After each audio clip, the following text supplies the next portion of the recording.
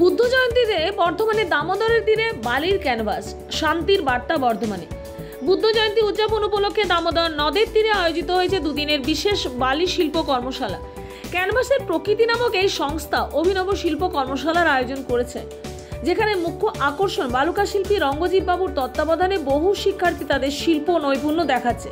স্বপ্নের বাড়ি মানে স্বপ্ননীর কলোনি এবার বর্ধমান রেলওয়ে স্টেশন থেকে 6 কিলোমিটার এবং নবাহাট মোড় থেকে মাত্র 5 কিলোমিটার দূরত্বের মধ্যে ও সম্পূর্ণ মনোরম পরিবেশে আপনার স্বপ্নের বাড়ি বানিয়ে নিন। প্রতি কাঠা শুধুমাত্র 99,999 টাকা থেকে।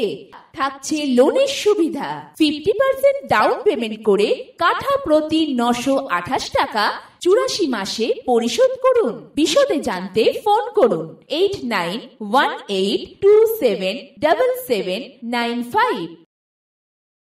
বিশিষ্ট বালুকা শিল্পী রঙ্গজিৎ বাবু এর আগেও বহুবার বালির চরে তার অসাধারণ শিল্পকর্মের নিদর্শন সৃষ্টি করে সকলের দৃষ্টি আকর্ষণ করেছেন। এই কর্মশালায় তিনি অংশগ্রহণকারী বহু ছেলেমেয়েকে বালি শিল্পের বিভিন্ন কৌশল শেখাচ্ছেন। শিক্ষার্থীরা উৎসাহের সঙ্গে ছোট ছোট বালির ভাস্কর্য তৈরি করে দর্শকদের মুগ্ধ করছে। আজ বুদ্ধ জয়ন্তীর পবিত্র লগ্নে নেচার অব দ্য ক্যানভাসের বিশেষ উদ্যোগের মূল উদ্দেশ্য নতুন প্রজন্মের কাছে গৌতম বুদ্ধের শান্তির চিরন্তন বাণী পৌঁছে দেওয়া। নমস্কার, আমি সুস্মিতা রায়। আজকে একটা বিশেষ দিন, বুদ্ধ পূর্ণিমা, শ্রী বুদ্ধের জন্মদিন, আজকে জন্মোৎসব। আজকে আমরা একটা নেচার অব দ্য ক্যানভাসের তরফ থেকে একটা স্যান্ড আর্ট আমরা এখানে আয়োজিত করেছি। এখানে তাও 15-20 জন আর্টিস্ট ফেলে এখানে বিভিন্ন প্রান্ত থেকে বিভিন্ন আর্টিস্টরা এসছে। এখানে আমরা এক জায়গায় সমবেত হয়ে বুদ্ধদেবকে ডেডিকেট করে আমরা একটা আর্ট করছি, স্যান্ড আর্ট করছি। কি বার্তা দিতে চেয়েছেন? আমরা দেখতে পাচ্ছি বর্তমান পরিস্থিতিতে চারপাশে কি যুদ্ধ বিগ্রহের সমারোহ, কিন্তু গৌতম বুদ্ধ যেটা আমাদেরকে সবচেয়ে বড় আমাদেরকে মেসেজ দিয়ে গেছে, তিনি রাজধর্ম ত্যাগ করে তিনি শান্তির বার্তার জন্যে তিনি ধ্যান করেছেন। ধ্যান করে তিনি শান্তির জগতে প্রচার করতে চেয়েছেন। আজকেও আমরা এই বর্তমান পরিস্থিতিতে, দেশের যে যুদ্ধ পরিস্থিতিতে, আমরাও এই বার্তাটাই সমাজকে দিতে চাই যে চারপাশে যেন শান্তি বিরাজ করে। এটা আপনারা কি দিয়ে করছেন? এটা আমরা সমর্থতায় বালি দিয়ে আর আঠা দিয়ে স্যান্ড আর্টের ওপরে। বালি দিয়ে কেন? কারণ হচ্ছে বালি একটা প্রকৃতির জিনিস, প্রকৃতির এর থেকে বড় প্রকৃতির দান এখানে বালি আর জল, মেন দুটো এটাই আছে।